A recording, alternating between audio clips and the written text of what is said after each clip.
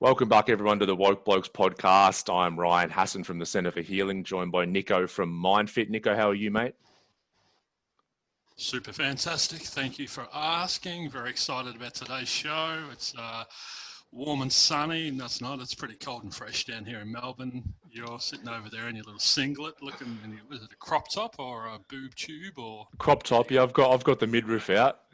God, There's a new ladyboy in town on the streets of Changwon. This little pot belly, this pad tied pot belly.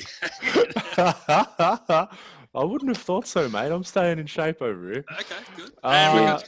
Before you introduce me, I'll chime in and say I've seen the photos with the tops off, so you are pretty happy and content over there. Already my favourite guest. Mine too now. Mine too. That voice is one of Shane Kelton. Shane is mental health advocate. His page is Power, Strength, Vulnerability, an all-round ripper bloke, a real wonderful voice in the industry of mental health. He's also, like myself and Nick, lived experience, gone through a lot of stuff which we're going to get into today. I connected with Shane second half of last year, 2019, where Shane was going through some stuff and came in to see me for some work on himself. And, we've developed a friendship from there, which is blossoming, isn't it, Shane? It is. It's very nice. It would be better if you stayed in the country for a little bit longer, but you seem to take off as soon as I finish my session. So yeah, he likes to hit it and quit it, Shane. Yeah. I figured that. So Shane's like, "You'll call me tomorrow, yeah?" I'm like, "Yeah." And then I fled the country, but no, I'm coming back. I'll be coming back. That's all right. No, you sound like Michael Jordan. I'll be back. I haven't watched the doco, even though all my friends are talking about it. It's amazing. So Shano, tell us a little bit, maybe just a brief history of yourself and also your battles with mental health and maybe where those started. So 31 now. My battle, they do date back. I always thought I dated back to probably the start of high school, but doing a lot of the work that I'm doing, I realised that they come from a lot further back. And then, but you maybe noticed them around that time. Yeah, that was when it was really noticeable for me that things started to change. And then, by the time I was 21, I'd been in 8 years of basically a lot of self-hatred, blaming myself for everything, suicidal thoughts, and at 21, tried to take my own life. And since then, battled the roller coaster of everything that I've gone through, and here I am today, still standing. So that's a really short summary of 31 years of my life. That was so short. That'd be the shortest book ever. But that would get readers. 100%. Tell me what it was like being a teenager, going through these feelings of self-hatred. How did you cope with that? Where'd you grow up, firstly? Were you country or city or? So just eastern suburbs of Melbourne. I started in Murrumbeena, so I was there till about 5, back when that was probably it wasn't a rich area back then. It was the houses were not like they are today. Then just moved out to the eastern suburbs at 6 and lived here ever since. So it's good because it's the outskirts of the city. We've got the country right there. It's 5 minutes down the road, but we're not far from the city. So I guess I've had the best of both worlds a little bit along the way. I like the Mornington Peninsula. I'm down in Mount Martha, so you got both from the city, but got the bush there. Yeah, that's actually where we're contemplating moving in the next couple of years. So come on down. Don't move down there, Nick. For God's sake. Come on down. And back to Ryan's question. What was it? Just when those teenage years, maybe leading up to 21 when you attempted suicide, like what was that like, having these feelings of self-hatred? How did you cope with that? Was that with were you isolating? Were you drinking? How were you dealing? If you had a list of 10 things, it would probably be 11, number 11, all of the above. Mm-hmm. It was isolation at times, but then other times I'd be like the life of the party, whether that be with alcohol or not. It was making a fool of myself, doing I guess risky behaviour because I didn't care what happened to me. Then there was the other side to it where I'd put myself in positions where I felt a bit vulnerable and I'd find I'd have to run away. So I ran away from my friends a lot whenever things didn't feel right. At school, there was a lot of fears around, and I know a lot of people have this. There's fear in putting my hand up to ask a question because I was going to be wrong. I was going to be then laughed at. So there was all of those fears. I nightly had nightmares about suicide as well. So there was a lot happening, and it was just, but I didn't speak to anyone about it. I just acted everything, and I guess all the people just would have seen me acting angry or sad or hysterical, and then over happy. So I was never really in the middle. Sounds pretty manic. It was either up or down, or Yeah. those nightmares about suicide. Was it you dreaming about taking your own life, or what were those nightmares? Yes, I remember them like I had one last night. There's something that I look at because it gives me a really good understanding of where my headspace was at and where a lot of this stuff, I guess, can come from. So it basically happened nightly through my teenage years where I'd try to take my own life and wouldn't succeed.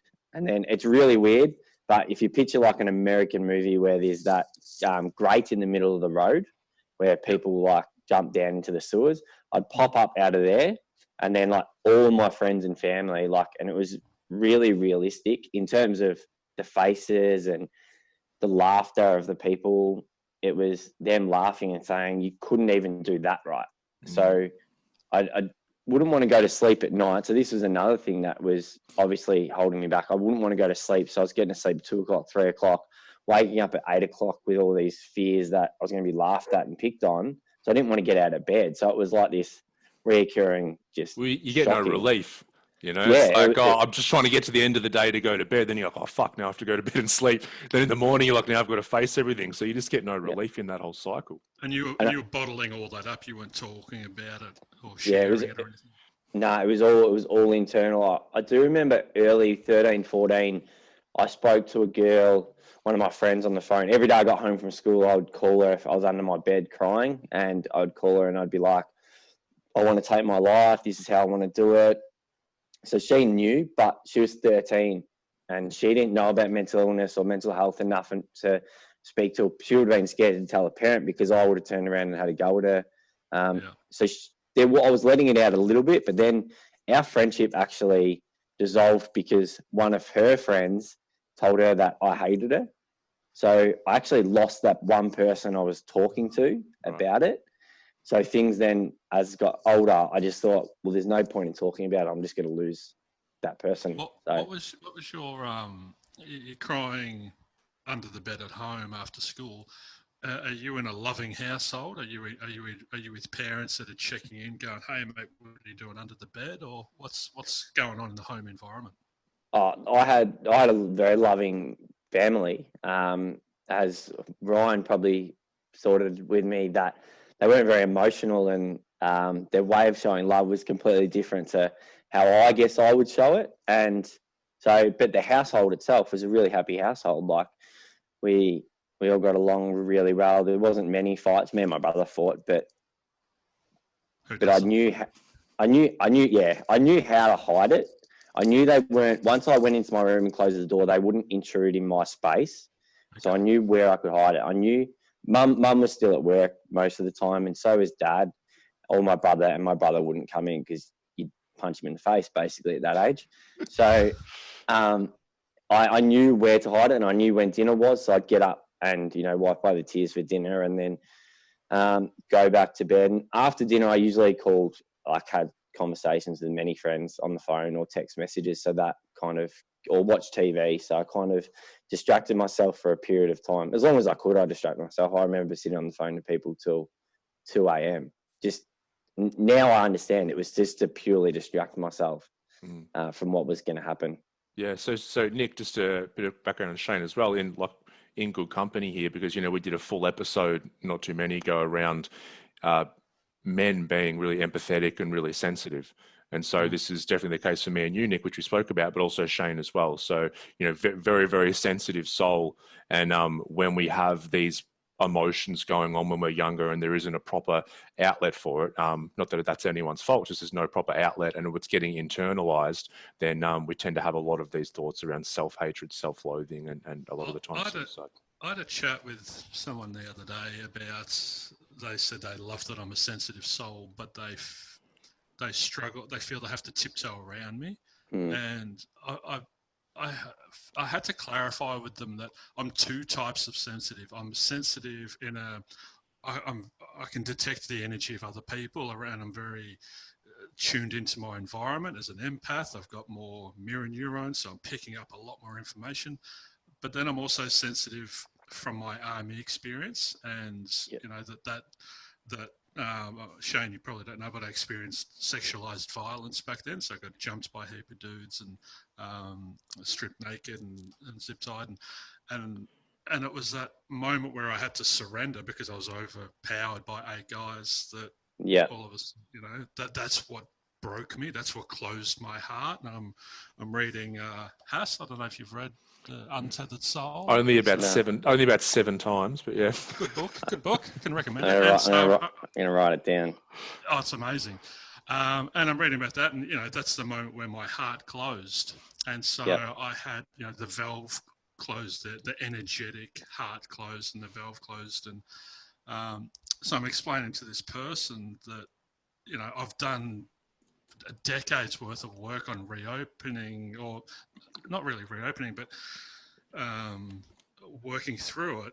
And so I still have some of those sensitivities. So are you in sort of both those camps? I'll just jump in quick before you jump in, Shane, because I would love you to elaborate on this, because you said something really important there, Nick. It's like this, people feel like they have to tiptoe around if we think they're sensitive, and for us sensitive people, and I know this is for you, Shane, like we hate that.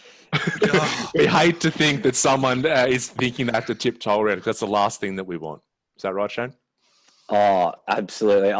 As you were describing that, I was just thinking, yep, that's exactly me. Like that actually makes me feel a lot worse when someone's tiptoeing around it. I'd rather them turn around to me and say, you're acting like a dickhead, or just whatever it might be. Just be honest with me, because I might react at the time, but I'm going to respect you for it. And I'm going to then have to, I then take responsibility of working through whatever happens. Whereas if they tiptoe around it, and then you build up this fear of trusting people, and all that tiptoeing around just forces all of that to just close back up, because you just start fearing everything and losing that trust. So, like 100%, I know, like, people have said to me, we're scared to say stuff to you, and that breaks me. I'm like, I'm open because I want you to be open back to me. Yep. But then there's the judgment in it as well. Like, you're sensitive. It's like a bad thing. It's like you're doing something wrong, and it's just your nature. But it's like with my army stuff, and both of you guys with your stuff. I didn't ask to get treated like that. I didn't ask to go through that experience, maybe in a karmic level or whatever. But I didn't ask in this life to experience what I did, and to be altered in that way. So 18 years down the track, someone says to me, you're sensitive. I'm like, fuck, well, I'm sorry, but it's not my fault. Yeah. 100%. And I think I actually got called sensitive last year on the footy field, and I flipped, and I didn't know why. I guess I hadn't done a lot of the work that I've done in the last few months, but something went off inside me, like, and I think I know now it was the fact that I knew I was sensitive, but I was hiding away from it. I wasn't allowing me to be me. And now I sort of say, and then I did work with another counsellor prior to Ryan, where she's like, you are a sensitive person and you have been your whole life. Like, embrace that part of you, because there is so much good in that part. There is care, there's wanting to help others, there's all that. And by shutting it out, you lose sight of all of that. And then ever since that, like, my whole, I guess, knowledge around it's changed, but my whole look at it's changed as well. Like, I want to get it. I had a look at what a sensitive animal is, and the red fox is a sensitive animal. So I want to get that tattooed on me. So I can always look back and say, this is a good thing. This isn't something to be ashamed of. This isn't something to hide from. Like, whatever we've been through in our life, bad, good, ugly, indifferent. I guess we are then, our values and beliefs are then they're what they are. You are what you are. And there's no point hiding from it. And it's embracing the good in that rather than being ashamed of it. I was so ashamed of being a caring and sensitive person for so long. And it basically led me to a path where I lost people in my life, where now embracing that sensitive side, like I'm finding people that I didn't know were there, but they were just over the fence. Like Ryan came from my area. Like he lived in my area. He'd been doing what he's doing for 5 years. I've been talking for Beyond Blue for 5 years.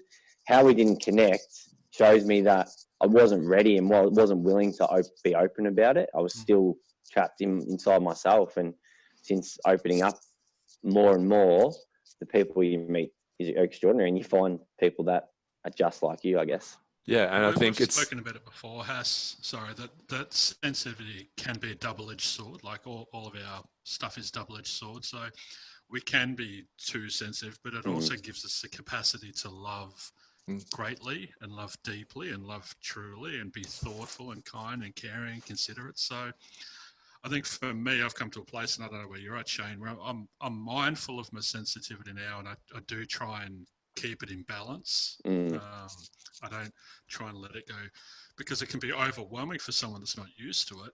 You know, all of a sudden your heart is completely open. It's like a dam emptying on their head.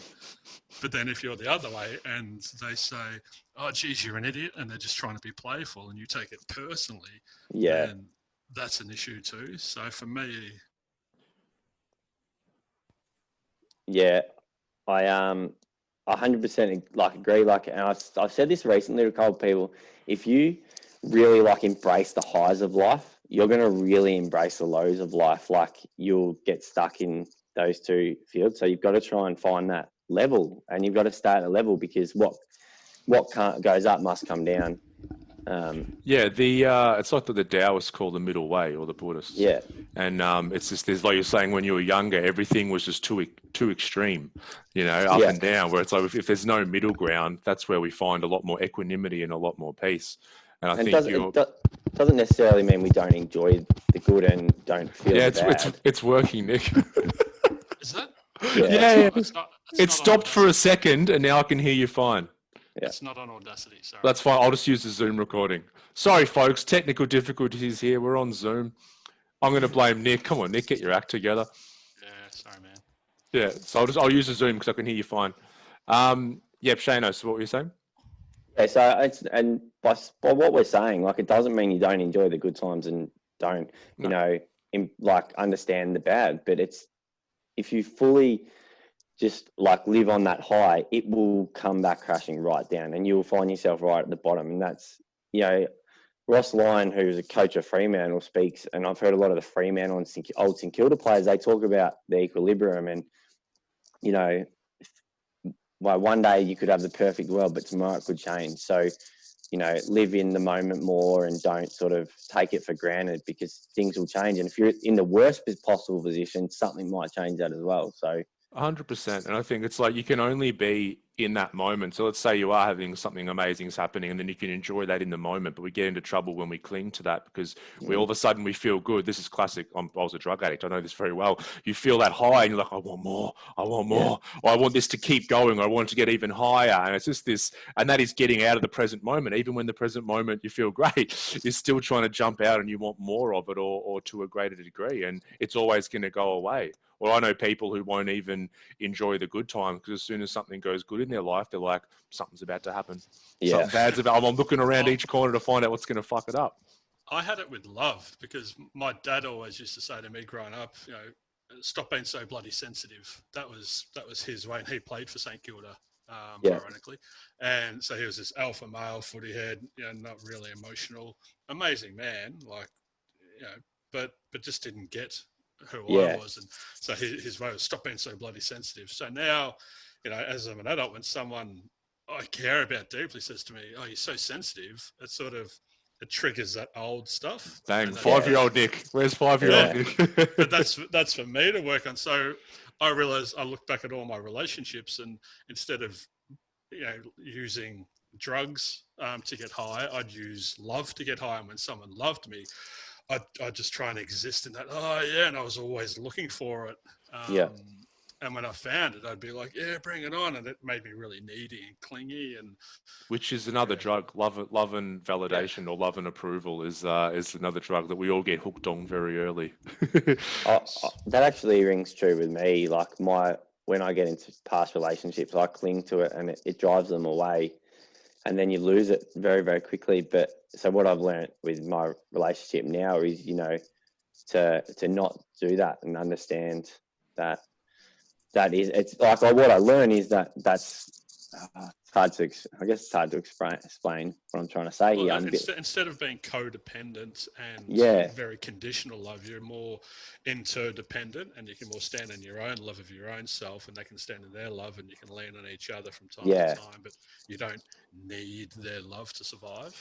Yeah, and that's probably been the biggest almost breakthrough for me, because my dream since I was a 5-year-old kid was to be a dad, which is really strange for a male to sort of grow up wanting that, but that was always my thing. Whereas everyone else wanted to be an AFL star or a policeman or a firefighter, I was like, no, I want to be a dad. I had the same thing. By the time I was 24, I thought I'd have 2 kids, and that's all I could think of. And now here I am at 42 with no kids. But Polly, come on. Oh, sorry, Polly. Shano, just do us a favour. Just pull the microphone. I think we're getting a rustle with your beard. Just talk now. How you going? Okay, perfect. Well, it was only slight, but it was a little beard rustle we had going on. I probably should shave. It's getting Maybe really you should long. shave that thing off, for God's sake. I was just looking at us. We're all in different stages. Hass's clean skin. I'm a bit stubbly, and then Shano's got the mine's Kelly. Mine's pretty gross. There's stuff growing in it now. It was really interesting what you said earlier, Shane. I think so. Let's take sensitivity. It can be with anything in life, but being sensitive isn't an issue. But our relationship to being sensitive is what is the issue.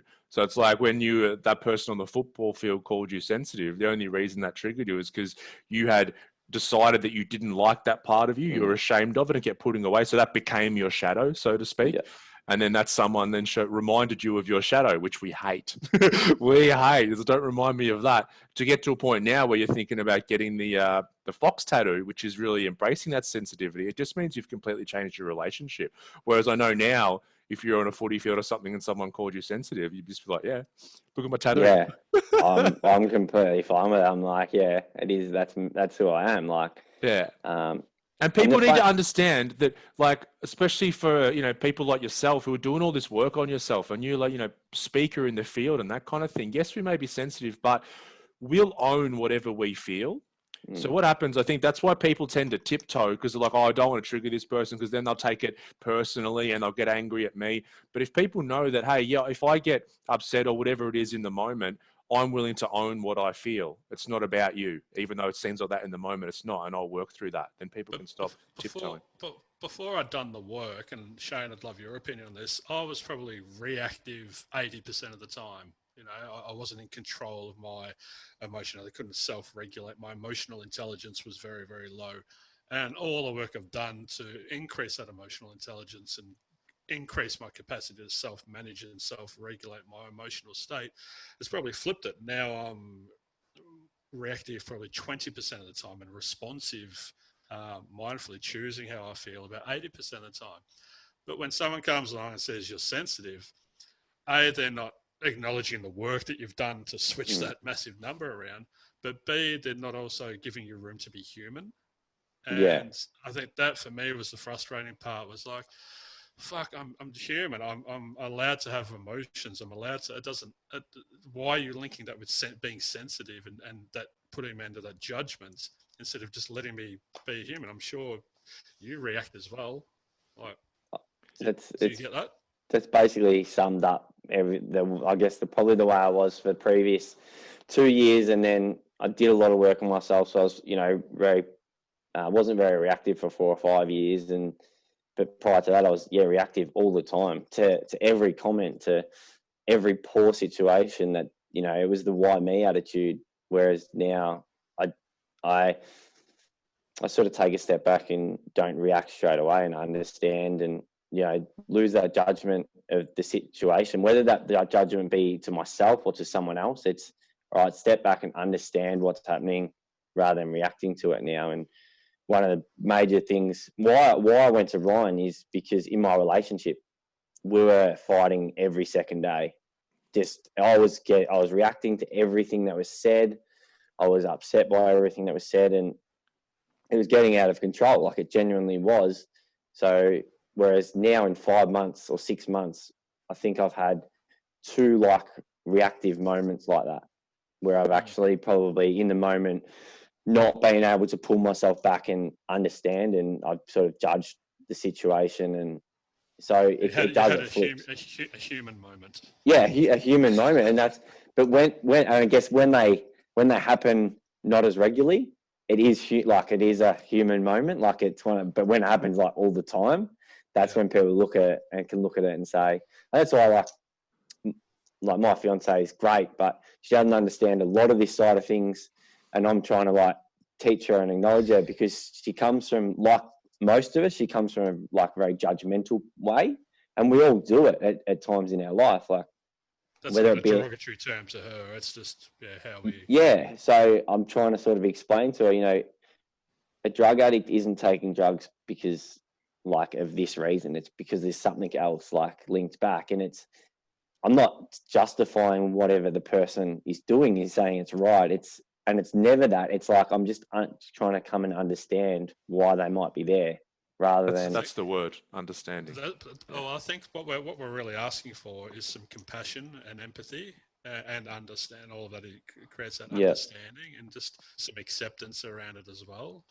But it's hard for those external to us to really understand what we're like, because they haven't gone through the same experience. So they're looking at it through a different filter, and their version of sensitive is very different to ours. We've been this sensitive, and now we're only human sensitive. They're looking at it going, "Oh, geez, you're sensitive." I'm like, "What? Should have seen me years ago." But they're also not owning their experience of that as well, because everyone's experienced sensitivity. Everyone's got a spot where you start talking about something, they'll get very, very sensitive. So if they truly understood and looked at their own experience there, they'd be able to understand someone who has a higher sensitivity a lot better. And the understanding you showed, Shane, you showed the Michael Singer book. He used to go every fortnight for years and years and years and speak at a prison. He'd do like just some spiritual teachings, life lessons, and that kind of thing. And all these really like maximum security prison, like hardened criminals would come and listen. And he had one. Where you went to? That was, mate, most hardcore. They couldn't contain me for long. That's how minimal they were. And he said he had one guy who was a very well-known serial killer. So like was serving many, many life sentences. But this guy would come along like every fortnight to his teachings and really participate and try and improve. And one day after the class, he stayed back, and Michael Singer just said, "Why do you come here? You got no hope of getting out or anything like that." And he said, "You're the only one who understands me."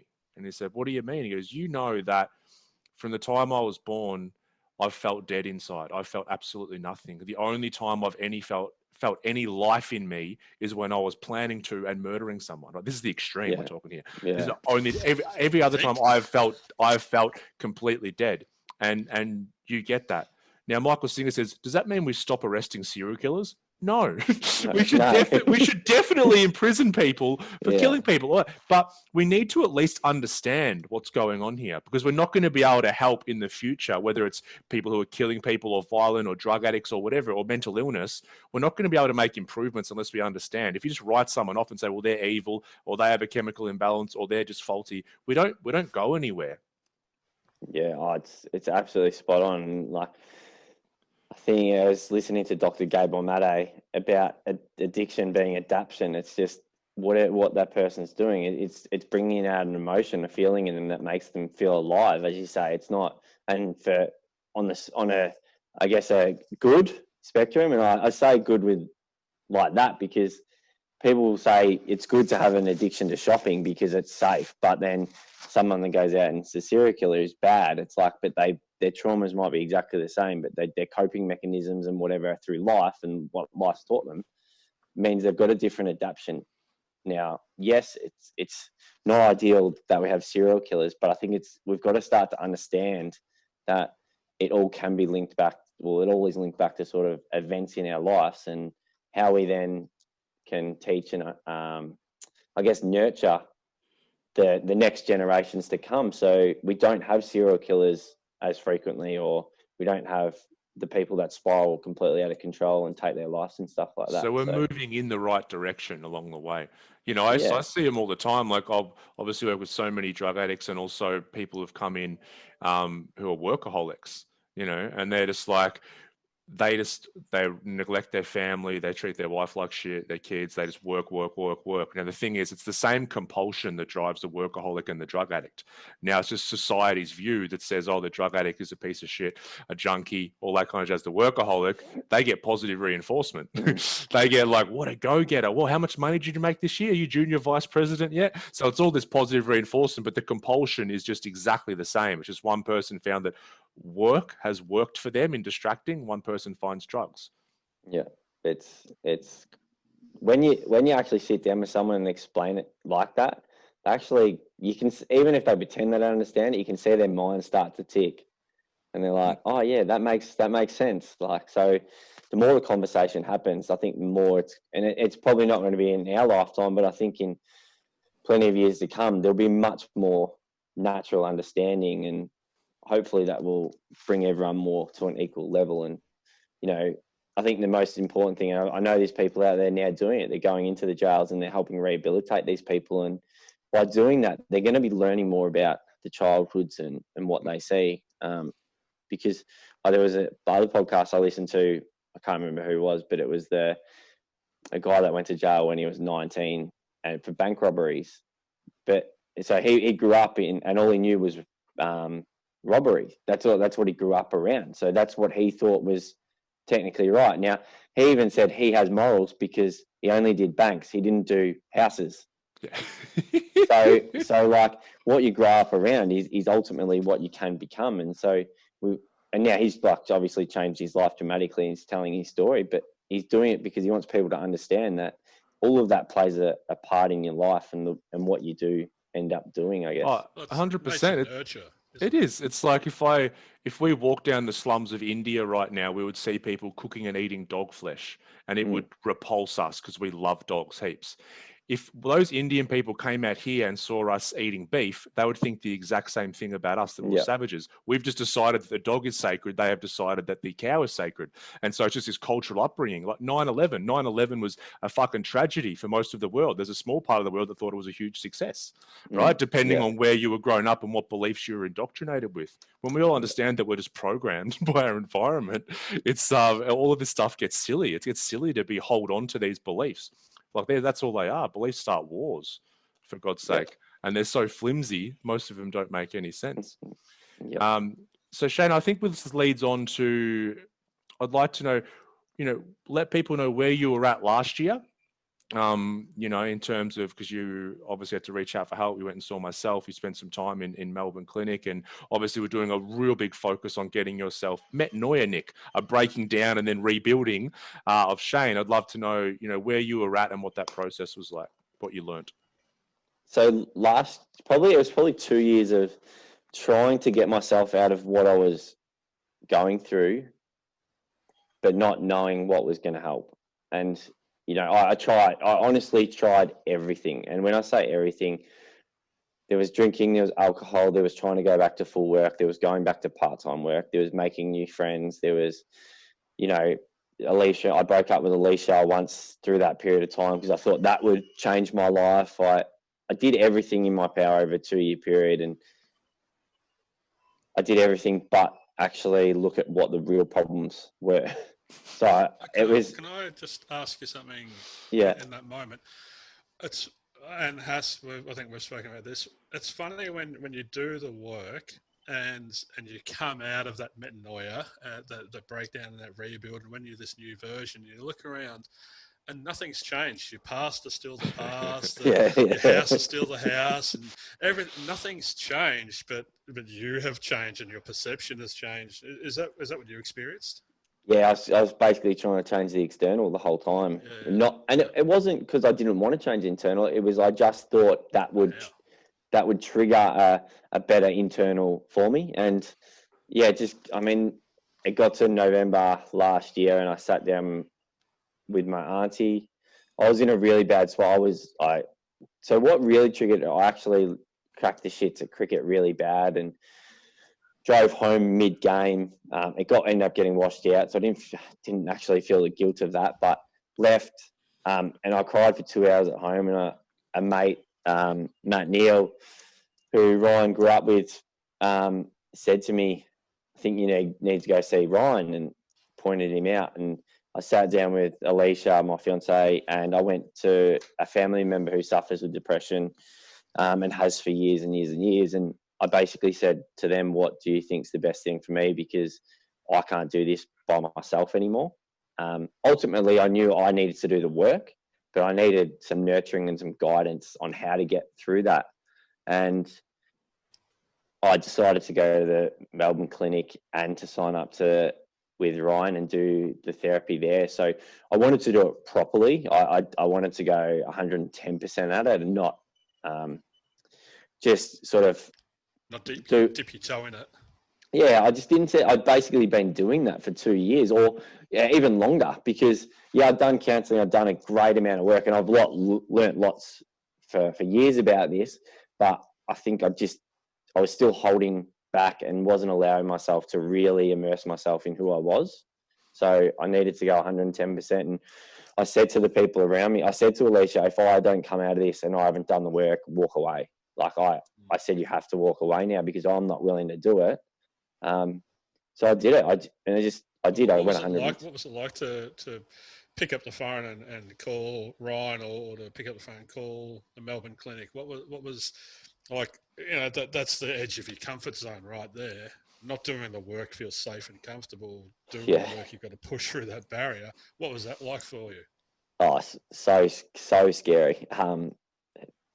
But at the same time, I'll say it was scary, but I knew it had to happen. It was either that or I lost everything. Like I didn't have a job. You hit rock bottom, so you didn't really have another option, really, did you? Well, yeah, I didn't have any money behind me. I didn't have a job. My fiance had taken over my business that I'd worked so hard for. I was cancelling speaking events that I was doing because why would I go speak about mental health when I'm at this place I'm at? So everything that I guess I enjoyed, I wasn't doing. Cricket was shit because I was angry all the time.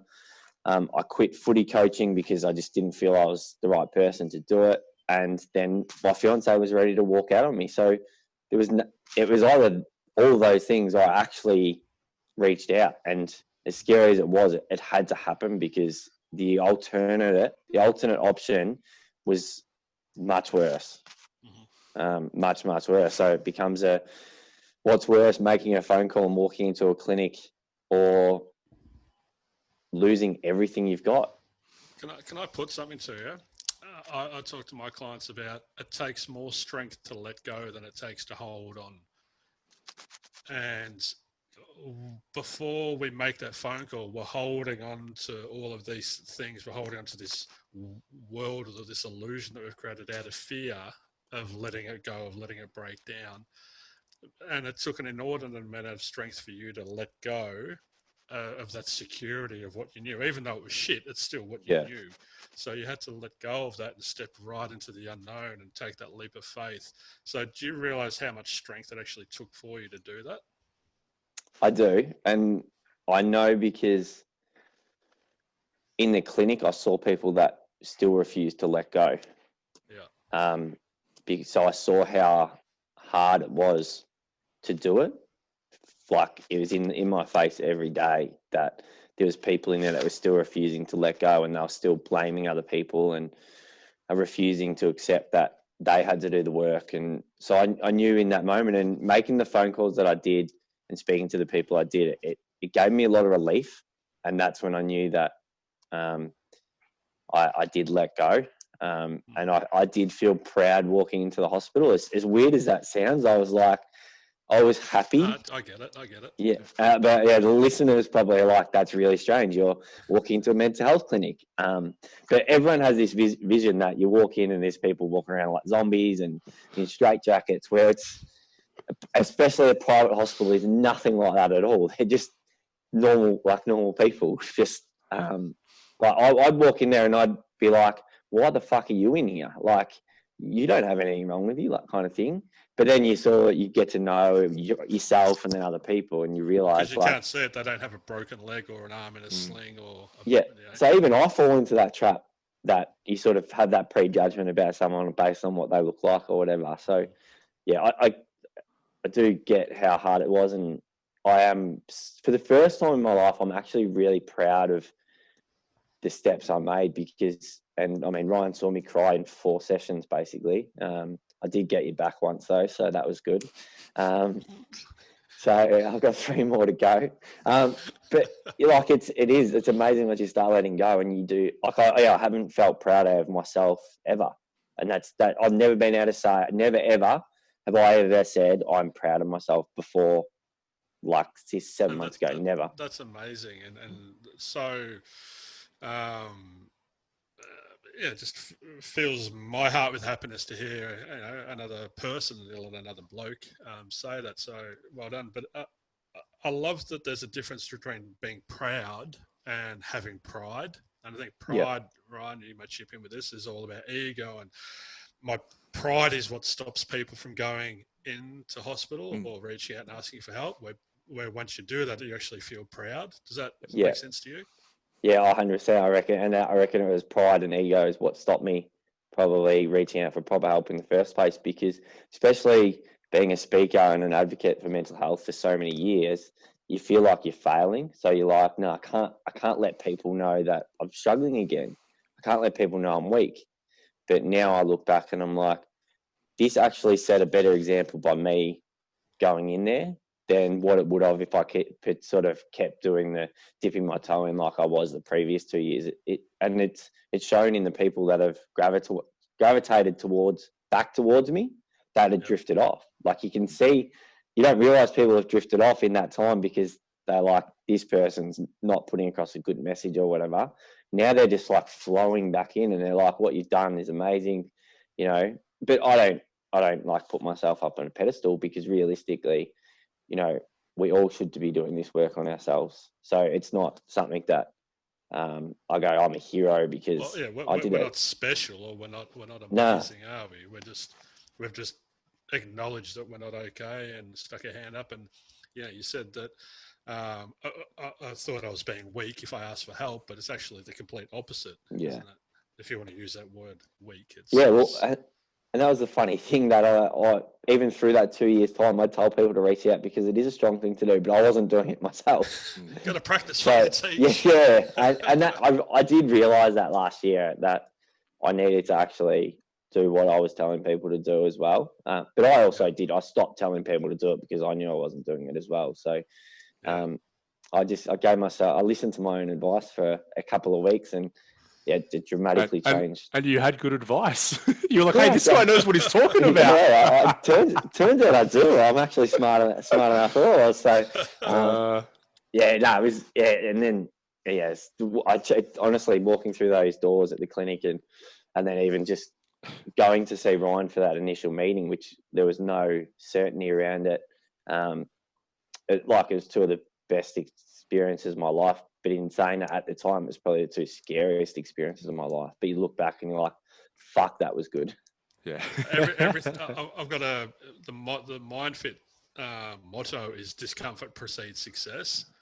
Yeah. I talk to clients about how everything we want is on the other side of that fear. And that's where we've got to reach in and get that internal strength to let go of,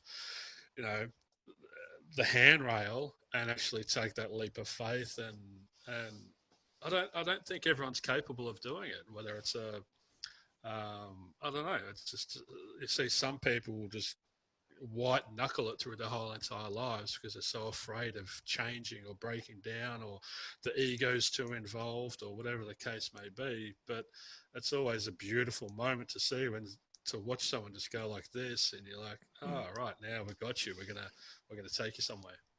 Well, I'm just picturing, as you're describing that, I'm picturing, and probably what a lot of people can probably relate that back to is when a kid's on a bike and you're taking the training wheels off and you're holding the kid.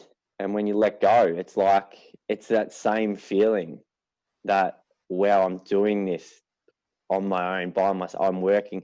You've had this guidance and this nurturing person, but now you're riding by yourself. And, you know, if a kid just it fell off the bike and that, then they're not going to sort of progress. Like where if we let go of what we're feeling, we keep riding.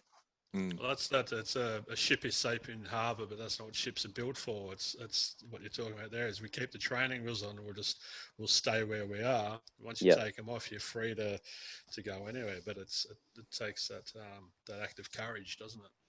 It does, and I think, you know, all three of us here, like me and you, Nick, I'm sure, you know, people don't want to reach help in general, but if you're seen as a advocate or a speaker or a therapist or that kind of thing, it's like, yeah, you want to put yourself up on a pedestal, and a lot of people in that situation don't reach out for help when they should. And I know, Nick, you and me, you know, like we're therapists, but God, we reach out all the time for for help because like shit. I can't see my dude all the time. Yeah, and me too. Whenever something comes up, so I've got to do the work and work on that. You know, we don't get to a point where we're like, all right, I'm finished. Finished. Oh, it's ongoing. Like life is gonna. We look at life. I look at this and I go, one bad thing is one lesson will be learned every year in your life. Like one major thing will happen, whether it be you have to move house, someone dies in your life, a global pandemic, someone gets sick in your life. Drought. Yeah, something's going to happen. Life's going to keep happening. Yeah. So you've just got to keep doing the work. It does because something might affect you more than it might affect someone else. So it's continually doing the work. And like I know now, like I'll still keep getting my therapy sessions. I'll keep doing my breath work, and that's my number one priority is to do all those things. Otherwise, I'm going to sort of slip back. And it's a lifestyle. Well, so I introduced my business is called Myndfit because it's all about getting people mentally fitter and stronger and healthier. And so, you know, as we alluded to before, you walked into the Melbourne clinic and you thought, what the hell are you doing here? You couldn't see that their mental health was out of shape. You couldn't see that mentally they were 100 kilos overweight or whatever the case may be. So I talk to my clients about, you know, they come and do a 12-week or a 12-month program with me. And that's just sort of getting them back in shape. And you don't just turn up to a gym and work with a PT and go, right, I'm back in shape, and then go back and sit on the couch and eat KFC and binge on Netflix. You've got to keep going and keep exercising. It's as Has said, it just has to. You have to incorporate it into your lifestyle and look after. I think the big thing we're all trying to help people understand is that we have this overall well-being. You have mental health and physical health, and if you neglect one, you can't expect your well-being to be okay. And yeah, it's easier to stay fit than get fit. It's like that's what a lot of footy players will say, you know, coming back from pre-season and that kind of thing. Like it's, I mean, when we're mentally unwell, it's going to take, like you did, Shane, you did this, it was immersion. You know, it's like you went to the clinic, you were coming to the Centre for Healing, you were doing all this work on yourself, doing your breath work. And it's like that inertia started getting things really moving in the right direction and getting you a lot more mentally and emotionally fit.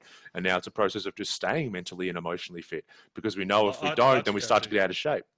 I had to go and do 12 months worth of work. You know, it was once, Shane, my rock bottom was I couldn't leave my house. Agoraphobia was so bad. I literally couldn't open a door. My mind created a barrier and I was like, this doesn't make sense. It was that irrational that a 30-year-old man couldn't open a door. So it created this epiphany. I'm like, if my mind is capable of this on this end of the spectrum and I've neglected it for so long, what's it capable of on the other end of the spectrum? So that created a gap and I shot out and it turned up. I'm like, geez, I'm out of shape. And I had to do a 12-month bloody rebuild. Well, that's the way I look at it. Like if you know, and you're at that end of the scale, I guess, it just shows you what you're actually capable of at the other side. I always tell people that. I'm like, think about like what you're doing now in your life. Imagine what you could do on the opposite end, and that it's hard to see when you're that low, but when you're in it, but you just and then you just break it down into, well, for you, like obviously the amount of work you did, one of the first things would be to actually just get to the other side of the door, and it might mean you turn around and run back inside, But that's one step of the thousands and thousands of mini steps that are along the journey. And when you explain it to someone like that, it's like, we just want to get you to the door, and this is how we're going to work through this process.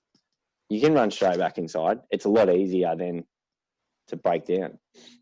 Yeah, if you're a -8, like if there's +10 and -10 and zeros in the middle, I think if you're a -8, you have the capacity to become a +8. Yeah, that's the way I see it. It's like they're two sides of the one coin. So it's like it's very hard to see in that moment, but one can't exist without the other. So if I hate myself, I have the capacity to love myself.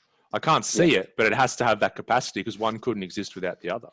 Well, if you had have told me, when I was standing at that door, that 10 years down the track, I'd be working at a world-class health resort, and I'd be doing a podcast, and I'd be speaking in front of people, and I'd be helping hundreds of people to improve their mental health and well-being, I literally would have laughed in your face and probably punched you for being. You're crazy. You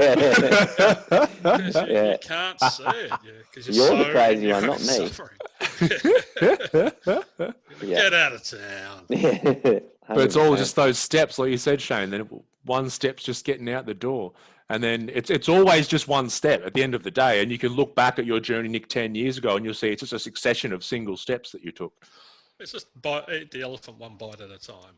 It's because I think being overwhelmed stops so many people. Oh, it's too hard. I've got too much work to do. It's too this, and we create this really big too hard basket. But if you can get rid of your too hard basket and just, journey of 1,000 miles begins with a single step sort of thing, as we're talking about. If you can just go, right, well, where do I go from here? It's like in business. If you want to create a partnership with a huge company, you don't go ring it up and go, hey, this is me, let's create a partnership. It's just it's unrealistic. I'll hang up. Exactly. You're going to go, g'day, do you want to, this is me.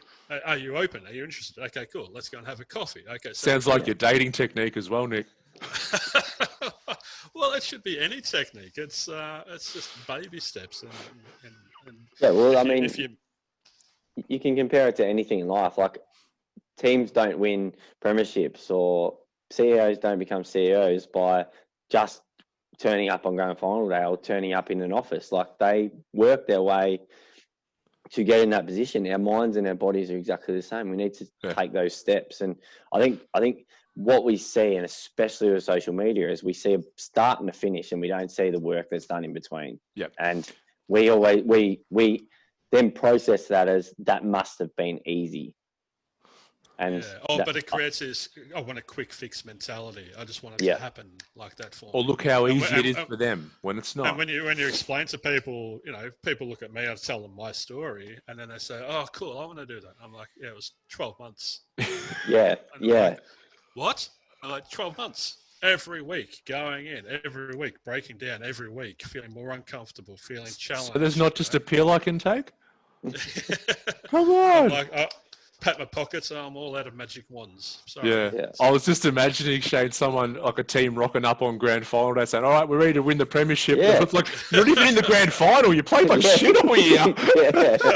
Oh, 100%. Right. We win a certain amount of games. Oh, right. Okay. Yeah.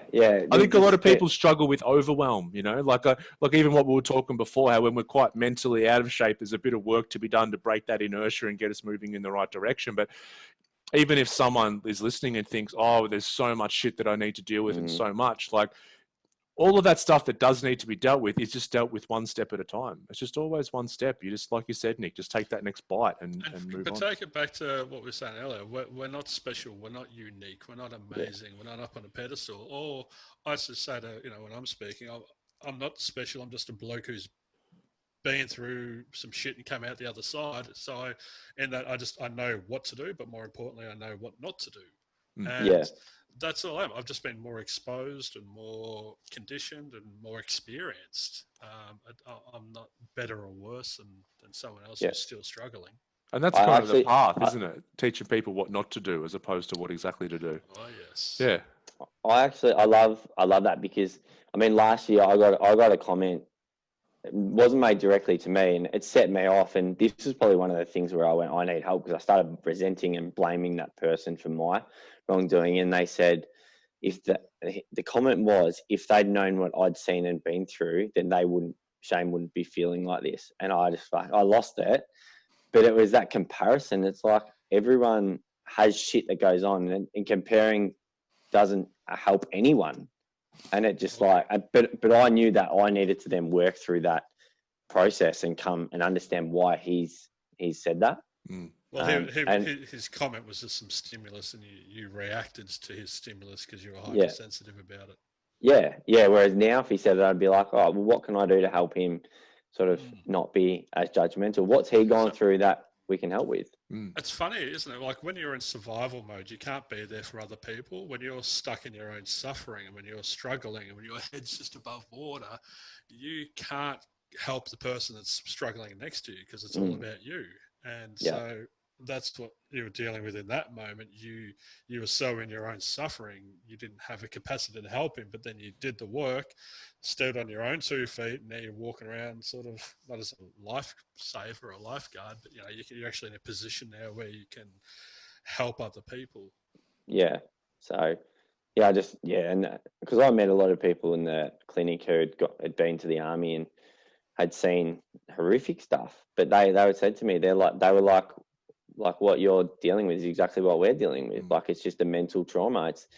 And that like, it didn't make me feel better, but it was good to hear that from people who, like, you look at it and you go, that person's trauma is so much worse. Like, and it kind of justifies it, where we can't sort of look at it like that, I don't think. Like, yeah, it's because we're trying to look at it objectively when we're all having a subjective experience. Yeah. So, like, objectively, this is worse, this is better, blah, blah, blah, but it's all just subjective. We're all having our own experience. My housemate said that to me before it was when I was just about to become a full-blown drug addict, and he said something, I think we're on drugs, actually. It was late one night, and he'd been through some really horrible stuff in his childhood, like really intense, and he said similar things, Shane, to what these people said. He said to me, like, imagine what the worst that I've been through and how that felt. Whatever the worst is for you that you've been through, you felt the same thing. Right? Even though objectively you go, that would feel way worse than that. It's like, no, it's just that's just your reference point of where you start from, which means we all have stuff. Yep. What's next, Shane? Let's finish up. What's on the horizon for you coming up, moving forward? Oh, what isn't? I think he's going to come down to Mount Martha and have a coffee with me, and we're going to catch up in person. I'll definitely.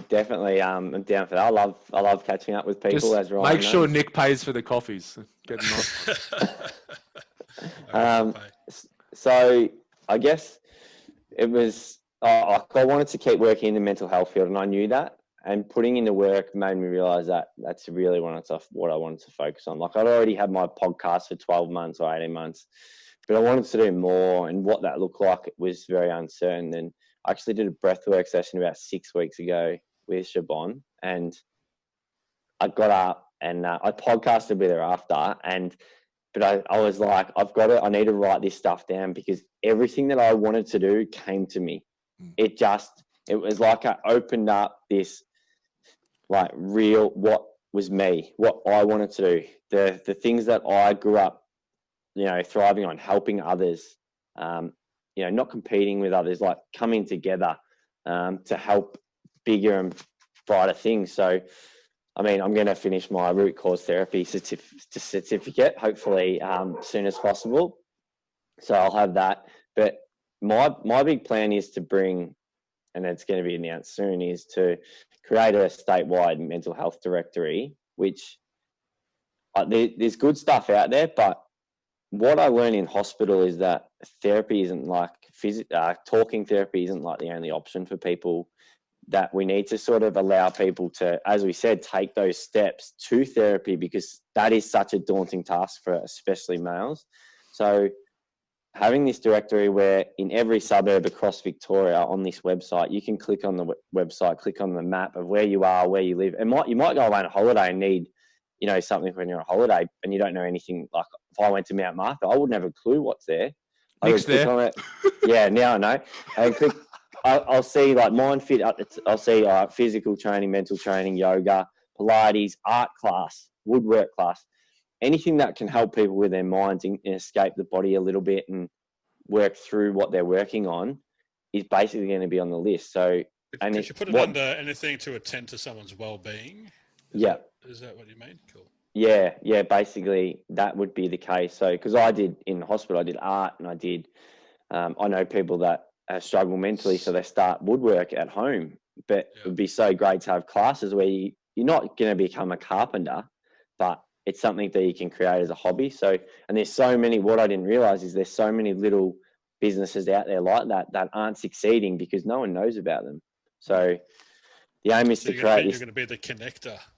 That's the aim, is to be that connector for businesses, for organisations, because I've been talking about mental health for 10 years, and I'd never heard of Nick before, personally. I'd never heard of many organisations that are doing mountains of work, and I'm in it. So imagine the people that are in their darkest days trying to find these people or these businesses or organisations. It's extremely difficult. Like, you can go on Google and it might be on like the third or fourth page. If you're extremely depressed, you're not going to go past the first 3 lines. Like, you'll switch off. So you'll just go, oh, well, it's too hard. So the aim is to make it as easy as possible. So they click on it, see a list of 20 things and go, I like this, this, this, and this. Click on it and then send an email to the business and say, I'm keen to come in. You don't need to tell them you're mentally struggling. It's just something that you can go to, because mental illness isn't just like anxiety, depression. You know, there's stress, there's, you know, mums that just need a group to go to talk to. Like, all of those things will then be incorporated. So in essence, we're building connection through businesses and communities, and then they can work together as well. So if I have someone come in and say, oh, I need this, I can say, oh, well, this is either root cause therapy, I know Ryan, or I know like someone else that does this. So you then got options and stuff, because if people don't know exactly what they're signing up for as well, they might go to 10 different places, whereas I'll have an exact briefing of what they do, hopefully an interview with them. And yeah, it's so good. I think it's so good for people to be able to have a menu of options, because like right now it's like I go get a mental health can and please see a psychologist, or I go get some meds from a psychiatrist, and that's because people just aren't aware that they can go and do breath work, or they can go and do this or something, and also it'll meet them where they're at. You don't need a GP referral either. You don't need to go to the doctor first. And yeah, 100%. But it's so easy to say to someone, and it's right. You should basically say, go to a GP and get the mental health plan. But I think if we can create a website where all these business and organisations are all on the one playing field in terms of they all want to help, they all actually care about people, then it's going to increase. I mean, their revenue, their people in their business, the success stories, which is just a flow and effect of goodness for everyone, really. Like, and that's like, I would love, and this is my honest, and I mean this wholeheartedly, I would love in 10 years' time for my website and business to be wiped, because these businesses are like so successful, and people just, the 6.9 million people in Victoria are just looking after themselves. I'd love to just wipe my hands with it, but realistically, that's not going to happen. Yeah. But that I wouldn't care if someone turned around and say, "Well, you're doing this for yourself." No, I'm not. Like, it's going to help me because I love helping people. But if in 10 years' time someone said to me, "You can't make a living out of this anymore because everyone's doing such great work," I'd be like, "Fine, I'll get back on the tools. Like, I've done my job." Like, it would be extraordinary. Yeah, like it would be. If I could make enough in the meantime with all the stuff that I'll do in there, then so that'd be even better. But if the people that know me know I'm not fussed by money, I never have been. I do have a poor relationship with money, as Ryan and Mel have found out, but which is improving. But money doesn't make me happy, and it never will. It gives me opportunities, and it will over the next few years. But it's I probably get into trouble a little bit with my nature to give it away too often. So you can't help those that need help if you're in the gutter with them. So I understand now that, which is good. So I've got the right people around me to make sure I don't go a bit silly with that. So that sounds awesome, mate. I'd love to be a part of it, and anything I can do to help, feel free to come down and have a coffee, and we'll catch up. And I love catching up on coffees. I did love hugs, but now COVID doesn't allow hugging. So I think we'll sneak. I got tested the other day, and I'm free, so we can. Beautiful. Hug till your heart's content, Nico. I'm a hugger.